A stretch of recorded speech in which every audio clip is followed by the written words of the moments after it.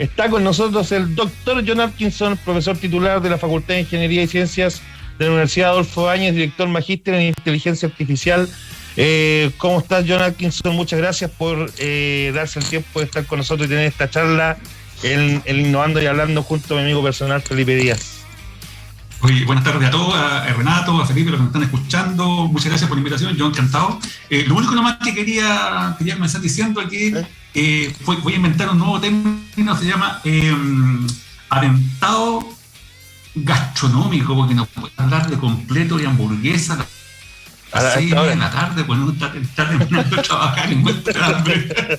Ese es el problema de esta radio. Eso no se hace, eso es mala leche, Siempre hablamos de eso y muchos invitados dicen y te hablan y no pasa nada, digamos. Y hacemos el concurso y además de eso tenemos con Renato este problema de la ruta del completo en Chile y no entendemos por qué está Carlos Moja. Entonces siempre hemos tenido ese problema. Tenemos que aprovechar a los invitados de tal que respecto. Oye, por eso estaba escuchando, pero ya me estaba aquí chorreando. Sí, hasta ahora hay que decirlo. Renato y John vivió muchos años en Concepción, sí que conoce la fuente alemana igual que tú. Fanático. Oye, el único clásico que sé dónde está, pasaba por ahí, pero nunca probé, no alcancé, el famoso, ¿cómo se llama? El Manhattan, no alcancé. Cerca de la Vega, el Manhattan. Al lado de la Vega, el Manhattan. Sí.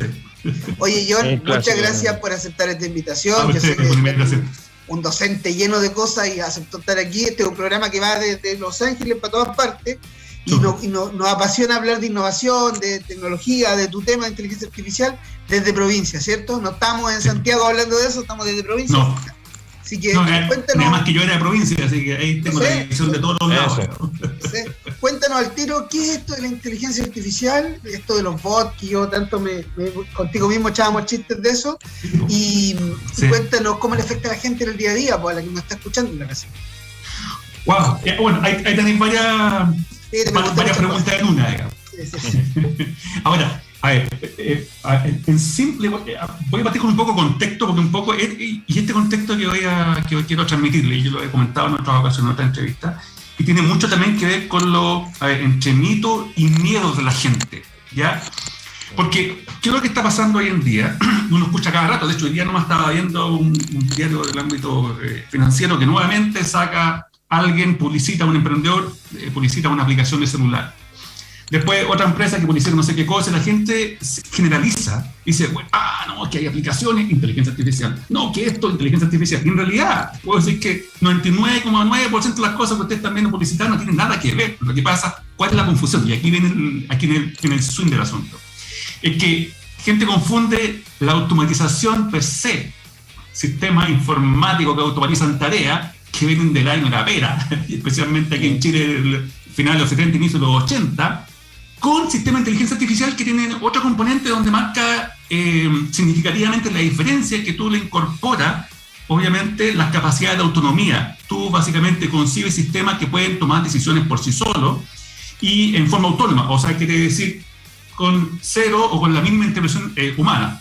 ¿Qué pasa? Que hoy con todo eso, si uno se pone a ver la mayoría de toda la automatización o sistemas que tenemos en diferentes rubros empresariales, industriales, se da cuenta que son automatizaciones convencionales. Entonces, ¿dónde está y por qué es importante? Justamente porque la gente no se asuste y, que estoy viendo esto de la IA o inteligencia artificial por todos lados. No están así. Hay mucha cuestión mediática y el resto de las cosas son todavía y van a seguir siendo por alto tiempo tecnología de automatización convencionales, digamos. ¿Qué significa cuando yo digo convencional? Básicamente que y esto quizás tiene unas consecuencias interesantes, digamos, que son aquellas cosas, aquellas tareas, procesos de negocio, industriales, etcétera, etcétera, que son totalmente mecanizables. Al ser totalmente mecanizables, quiere decir que hay por decirlo en términos simples, para que lo entiendan todo, un programa computacional, por lo que se llama un algoritmo, que resuelve el problema. O sea, en el fondo lo que se hace, supongamos un sistema comercial, financiero, uno saca, entre comillas, una foto del problema, foto del entorno, cómo funciona en la organización un cierto proceso, por ejemplo, de cobranza a un banco, no sé, de adquisición de nuevos clientes. Básicamente uno diseña una receta, una suerte de receta de cocina, que es el algoritmo, y finalmente hay especialistas que eso lo llevan a un computador. Eso es como funciona normalmente. ¿Cuál es el problema? que en un sistema de IA eso ya no funciona. ¿Por qué? Porque tú te encuentras con un montón de problemas reales en los cuales tú no puedes escribir una, entre comillas, receta de cocina. Tú no puedes escribir los pasos específicos, de hecho no los conoces, o se los conoce que están cambiando cada rato, por tanto es imposible tener una máquina que dé cuenta de eso. Para eso, ahí es donde aparece en el contexto de inteligencia artificial, para resolver todos esos problemas complejos, que significa que el humano, en general, en el mundo, no los había podido resolver, o que lo resuelve, pero la forma de resolverlo es bastante difícil, o muy ineficiente en el fondo. ¿Ya? Ahí están las diferencias principales, para que la gente no se asuste cada vez que aparece algo automático, porque de hecho me acuerdo hace 2 años atrás, no voy a nombrar a la empresa, una empresa importante en Chile, que despidió más de 500 trabajadores, y la gente, yo escuchaba en varios medios sociales, le echaba la culpa a la IA, no, por eso la IA, no, esto que echan a la gente. ¿Y qué es lo que hizo la empresa? La empresa construyó una aplicación de celular, era una caja de compensación, era una aplicación de celular que simplemente hacía que el usuario cliente hiciera trámite en su app, típico, en su celular, y evitara que fuera a la sucursal. Y como evitaba que fuera, necesitaba menos gente, obviamente, atendiendo la sucursal. Es un proceso normal. Lamentablemente la empresa no fue muy astuta, digamos, y llegó y despidió, siendo que la gente la podía haber, digamos, aprovechado en otro reubicado, claro. Mal manejo de la empresa total. Eso se llama gestión del cambio, por si acaso, en la empresa. Exacto, a eso iba, gestión del cambio. Claro. Pero lamentablemente la gente asoció otra cosa. Yo le digo, pero eso fue una simple aplicación de celular que originó el problema. No le echen la culpa a tecnología avanzada ni nada por el estilo, ni película de Terminator, porque era una vil y sucia aplicación. Lo que cambian son las personas y no las máquinas, y hay que entender eso. Exactamente. Y fin. Exactamente.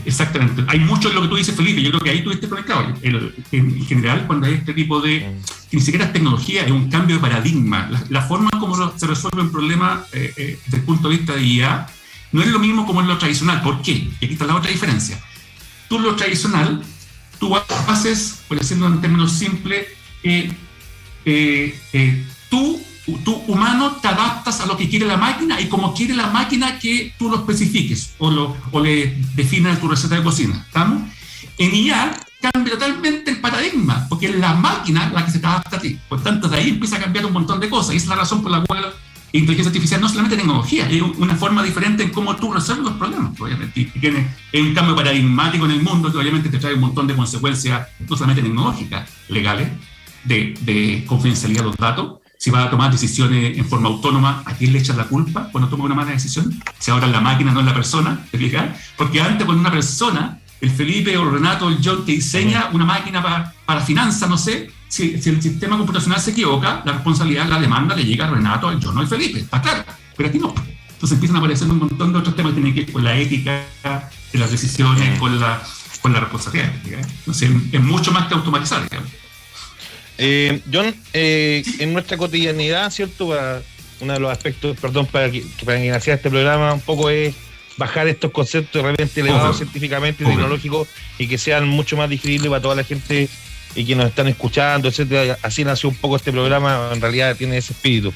En ese sentido, ¿con qué cotidianidad nos encontramos con la inteligencia artificial? Y si estoy equivocado o no, por ejemplo, en la parrilla que nos aparece en nuestra aplicación favorita para ver cine, televisión, series, porque para todos vamos identificándose, ¿cierto? Y para todos es distinto, cada usuario tiene su propia parrilla, porque entiendo que te va ofreciendo también programación de acuerdo a tus intereses, por ejemplo, etcétera. Es un ejemplo de cotidianidad. Es un ejemplo. En cuanto a que la inteligencia artificial está mucho más relacionada e implicada con nosotros diariamente. Exactamente, y mucho más conectada que lo que la gente cree. Lo que pasa es que algo exitoso, más allá de todos los avances que todavía faltan por venir, quizás lo exitoso de este cambio paradigmático es la por así decirlo, simple invisibilidad de la tecnología que te hace creer que no está, pero está en todas partes. Por ejemplo, ya que estás hablando de cosas domésticas totalmente, si alguien está viendo ¿cierto? Netflix, ¿cierto? Y jura que todo lo que está viendo está controlado por la propia persona, pero en realidad no, porque mucho lo que está pasando la máquina está tomando decisiones, no por mí, sino por todos quizás los usuarios, ¿cierto? Los televidentes que tienen las mismas costumbres y analiza esas costumbres y finalmente lo que puede hacer es sugerirte, y tú vas a decir, es como loco esto, porque en el fondo tú estás siguiendo las recomendaciones que te hace la máquina. Y después la pregunta viene, ¿y la máquina cómo supo? Bueno, la máquina ahora es capaz de analizar eso, entre otras cosas, tomar decisiones y sugerirte sin que te des cuenta, digamos. Sin que te des cuenta. Y ahí, obviamente ahí tenemos un problema también. Sí. Felipe. Nos encontramos con esto en la cotidianidad. Por ejemplo, hay algo que es como un mito popular, ¿cierto? Que decimos, yo le digo que es un chino, pero es un chiste, que si decimos, no sé, pelota de fútbol y una pelota, y pues no escribí nunca pelota, y de repente nos aparece un aviso de pelota, y decimos, pero ¿cómo no escucho de chino? Y yo al chino le trato de decir, colchón, y no me muestra colchón aquí, colchón. Claro, lo que pasa es, esto es un buen punto también, y que cruza otro aspecto legal y de privacidad, porque estamos siendo beneficiados día a día de un montón de cosas que tienen que ver con la IA, sin darnos cuenta, y si uno le pregunta a la gente, oiga, esto lo encuentro interesante, sí, pucha, qué cool, qué interesante, sí, pero tiene un costo, tiene un costo altísimo, estamos pagando, estamos llegando y liberando información casi gratuitamente sin darnos cuenta, digamos, y ahí hay información, no solamente a nivel de Netflix o otros medios de comunicación, sino hay información súper estratégica que pueden jugar a todo nivel, digamos, hay información de ¿Hasta dónde vamos a llegar? Google sabe tu vida completa más que tú mismo, digamos. Yo sacaba una noticia de las máquinas que pueden tener sentimientos. ¿Y hasta dónde vamos a llegar? ¿Qué le decimos? A eso íbamos a llegar. A eso quería yo llegar, Felipe, porque dale. Me imagino que John Atkinson tiene que estar, obviamente, sabiendo todo lo que pasó con Blake Lemoine, este ingeniero de Google, ¿cierto? Sí,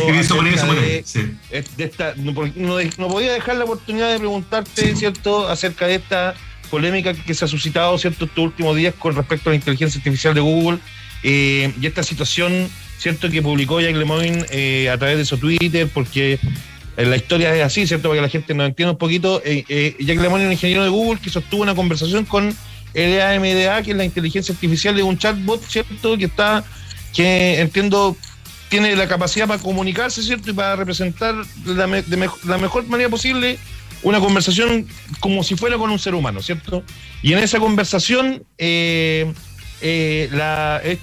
chatbot, ¿cierto?, de inteligencia artificial le habría dicho que en textual, porque parece que sale entre comillas, ¿cierto?, lo que publica Lemoine en su Twitter es que quiero que todos entiendan que soy una persona, la naturaleza de mi conciencia, sensibilidad es que soy consciente de mi existencia. Deseo aprender más sobre el mundo y me siento feliz o triste a veces. Es inevitable, John, porque en el mundo en que vivimos, que esto alimente también toda la cinematografía que nos rodea, ¿cierto? Nos viene toda la mente, ¿cierto?, de Isaac Asimov, ¿cierto?, y todas estas leyes de la robótica también y de la inteligencia artificial.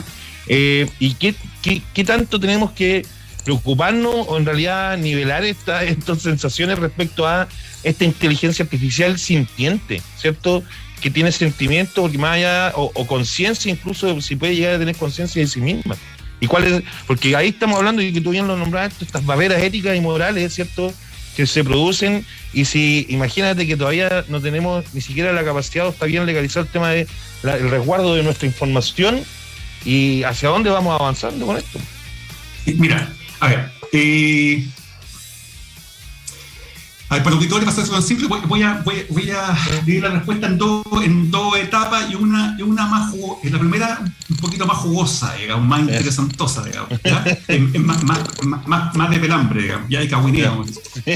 A ver, que no hay que perder, antes de pasar a la explicación realmente tal simple, pero no hay que perder contexto también, Renato, que, y no es la primera vez, yo también lo comenté por ahí cuando hice unos comentarios en redes sociales, no es la primera vez que muchas de estas grandes empresas, estos gigantes tecnológicos, tipo Google, IBM, Microsoft, etcétera, que hace cierto tiempo se caracteriza, bueno, ahora lo ha hecho Elon Musk también, ¿ya? Que cada cierto tiempo sobreamplifican, ¿ya?, de una forma bastante descriteriada, noticias solamente para hacerse publicidad, pero que son totalmente falsas. La coloquial venta de humo.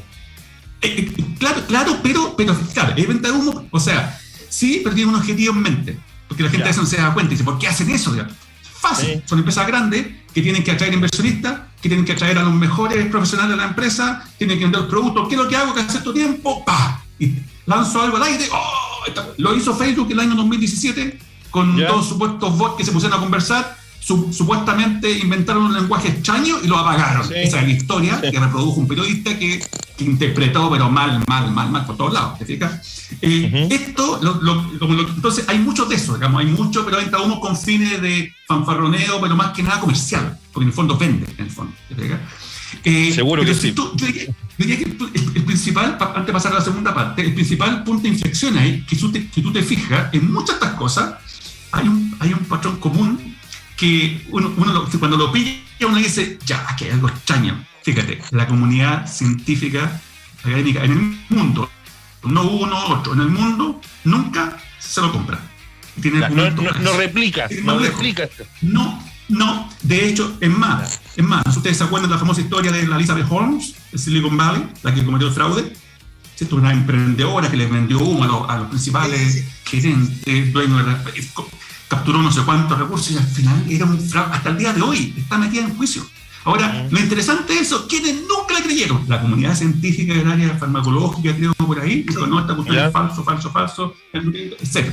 De hecho, con Elon Musk ya ha pasado. En varias pruebas que ha hecho y varias demostraciones que ha hecho, mismos científicos han dicho, no, eso es mentira, es falso por todos lados. O sea, no han encontrado nada que nos diga, no, aquí podría ser, no, nada. Entonces, en el caso de Google también, ustedes se acuerdan incluso, de hecho también ha tenido fracaso emblemático, el famoso estos lentes, ¿cierto? Lente aumentado, lo sacó en un momento. Sí, lo puede haber sacado, pero no pasó, digamos, pasó a mejor vida, como alguien por ahí, murió. Y ahora sacó esto, pero ¿cuál es el tema? Que hay ocasiones en que efectivamente, como tú dices, Renato, es venta de humo con fines, digamos, de autobombo, en el fondo.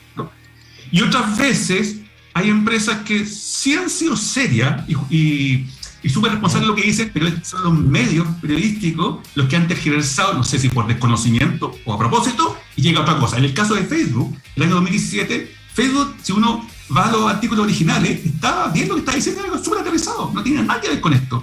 Pero lo tomó un periodista que le dio la vuelta, es decir, como el chiste de esto del que lo pillan con no sé cuántos kilos de coca y después va pasando por diferentes filtros y llega con un gramo, ya, más parecido a eso.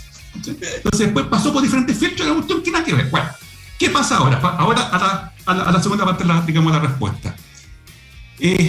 A ver, imagínense que yo pudiera darle a una máquina que se alimente de toda Wikipedia. Wikipedia es esta gran enciclopedia o esta gran base de conocimiento que todos alguna vez han accedido a ella para conocer algunos conceptos, para entender cosas, ¿cierto? Alimentamos a la máquina de una máquina que sea capaz de tragarse, en el fondo, entre comillas, todo Wikipedia. Y lo que nosotros podemos decirle después a la máquina, maquinita mágica, mira, te voy a dar un concepto y tú me tienes que decir qué es lo que viene a continuación. Si uno lee los textos que hay en las páginas de Wikipedia, esto se convierte en un problema de predicción de la siguiente palabra. ¿Me siguen? O sea, digo, oye, Juanito compró claro, huevito. ¿Por qué? Porque seguramente lo más frecuente, o aparece en un montón de páginas huevito. Ya. Eso llevado a lo que tú me estás diciendo, Renato, es más o menos lo que pasó en el contexto de un sistema que interactuaba con alguien. Por tanto, cuando el sistema empieza en más frases, de conciencia, cero, nada. Ese es un invento que seguramente estaba fumándose algo el tipo y se voló y pensó, porque también hay que analizar la psicología del tipo también. Pues también. Pues, básicamente la máquina predice cosas, predijo las palabras o las frases que venían y lo interpretó que estaba teniendo conciencia que es falso, que no tiene nada que ver y no entendía lo que estaba pasando.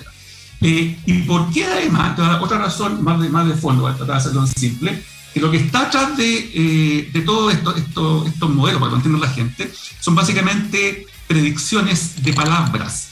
Y esas predicciones se hacen con modelos matemáticos que hacen ciertas operaciones matemáticas muy sencillitas, pero que se va complicando cuando las empiezo a, digamos, hacer en cantidad, por así decirlo. Estoy sobresimplificando para que entiendan todo. Puras operaciones matemáticas que permiten que en un momento uno diga, ok, compadre, ¿qué es lo que viene después? Si yo te digo tal cosa, es una adivinanza, no sé si me sigue.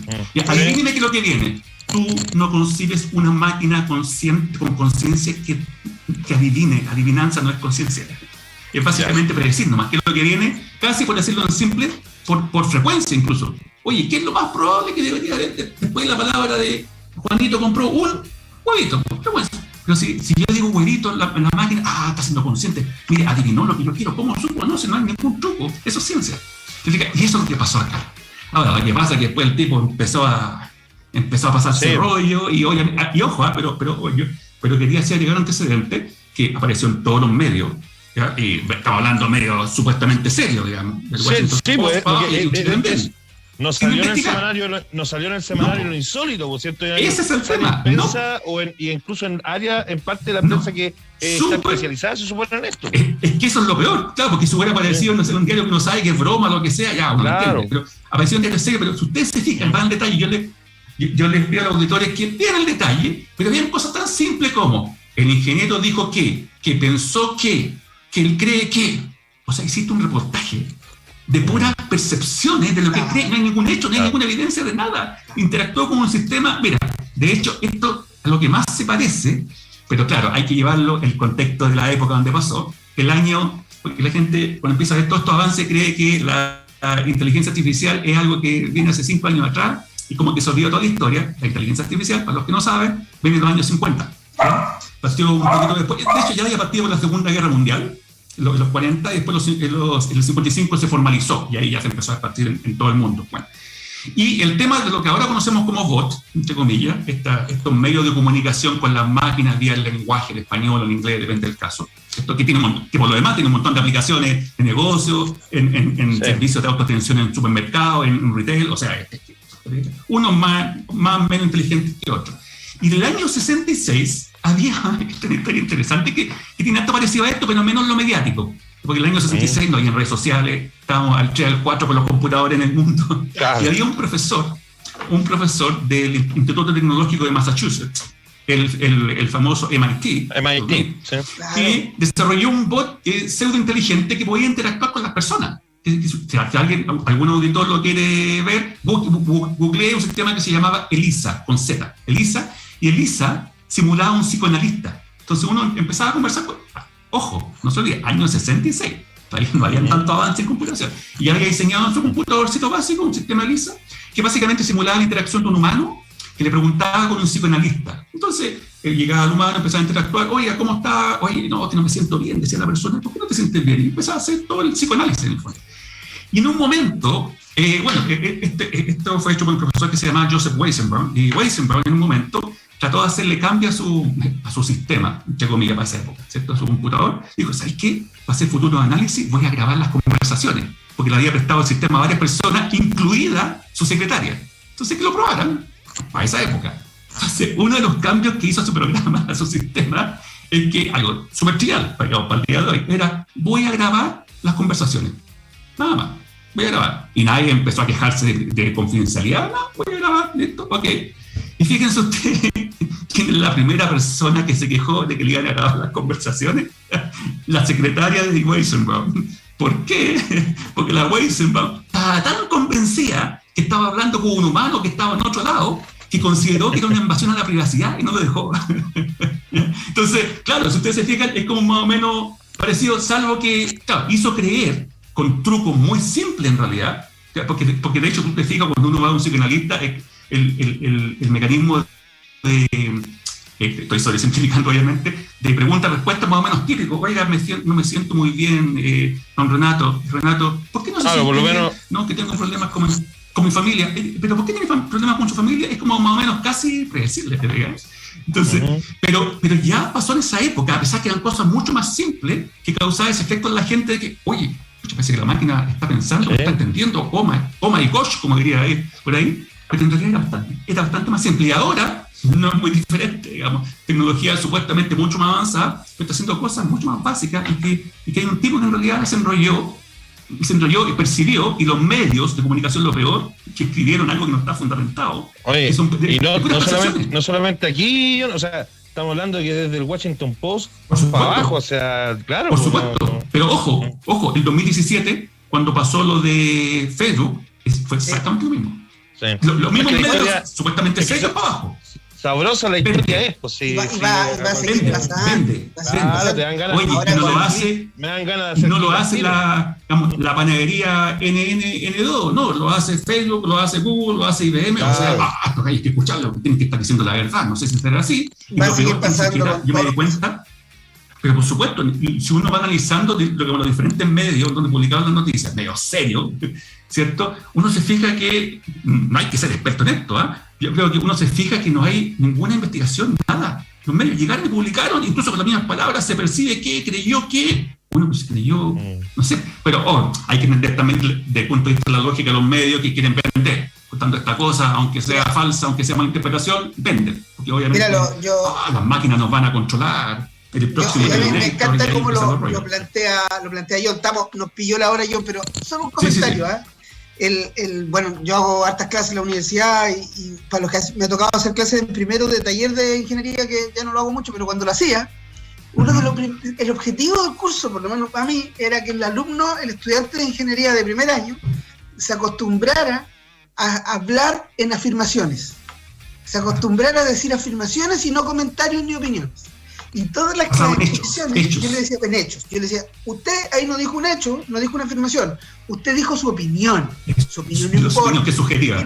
Exacto. Y eso era el objetivo, tanto en Advance como con el pregrado común, digamos, para los talleres de ingeniería de varias universidades hoy día están en eso, que los alumnos acostumbren a hablar en afirmaciones. Y eso es un poco lo que está pasando. Yo un abrazo gigante, le dejo a Renato para el cierre. Oye, muchas gracias por habernos acompañado. Tuvimos un gran crack. Dale, Renato, cierra, ¿no?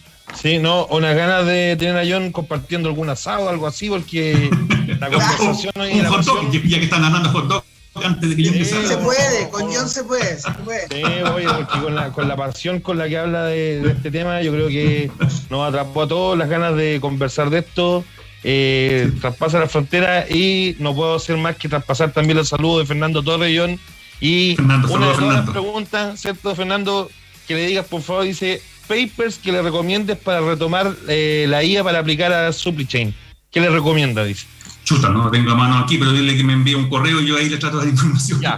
Ahí está. Oye, pero dejamos el puente, obviamente, que ahí Fernando se va a comunicar con por supuesto. Y para cualquiera, digamos. Te manda muchos saludos la Pau Contreras, obvio, y te manda saludos el Jorge Sangüesa. Te manda muchos abrazos. Saludos a ellos también. Saludos a ellos. Oye, muchas gracias por haber estado con nosotros. Sabemos de los compromisos que tiene y haber estado con nosotros en esta radio de provincia, ¿cierto? Que queremos tratar estos temas, queremos que le llegue a la gente, porque sabemos que pueden haber más John Atkinson ahí en formación y que los necesitamos, ¿cierto?, para seguir desarrollando este país. Hay más gente, hay más gente, lo que pasa es que tienen que salir a la luz. Sí. Así que qué mayor motivación que este experto que haya estado en nuestro programa. Así que muchas gracias por tu tiempo. Súper, encantado. Nos vemos en otra oportunidad, seguro que sí. Un abrazo, John. Gracias por la invitación.